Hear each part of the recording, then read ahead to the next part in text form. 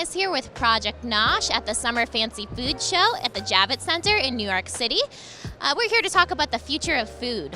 So we sat down with Shelley Balanko of the Hartman Group and David Lockwood of Mintel. They both had a presentation earlier in the show at the newly debuted Level Up experience that gave a forecast into the specialty food industry 5 years from now. Here's what we learned. So what could be more exciting than specialty food to begin with?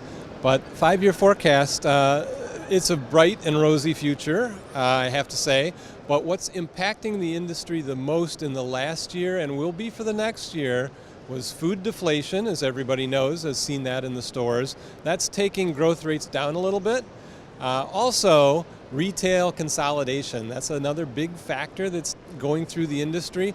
Nevertheless, that's only just slightly denting the growth rate that specialty foods are seeing. Still very fast growth. So what categories specifically are you seeing the most growth in?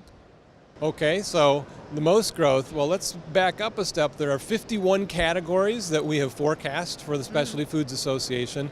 None of them are declining. So it's a fight between fast-growing categories as to which is growing fastest, and the winner is jerky. Surprise. Jerky is one of our newer categories, and it's one of the smaller ones, but it is growing exceedingly fast and will for the next 5 years, a 25% annual growth rate. The other one might surprise people. It's the very plain and simple water. So water will be the second fastest growing segment, 20% annually, and it grows not only in still water, but sparkling water and flavored water.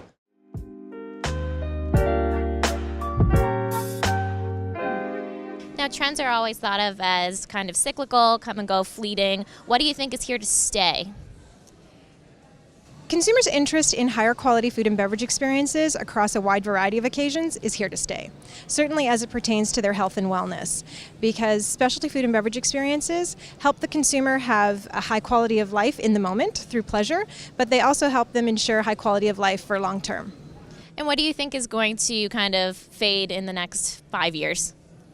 I don't necessarily think anything in terms of like the macro trend of the rise of the specialty food and beverage industry fade. Rather, the expressions are going to change.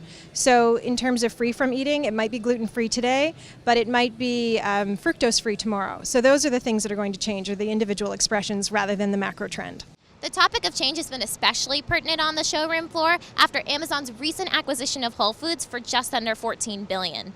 Both Shelley and David said the distribution play could have potential impacts on the specialty food world, but it's too soon to be sure.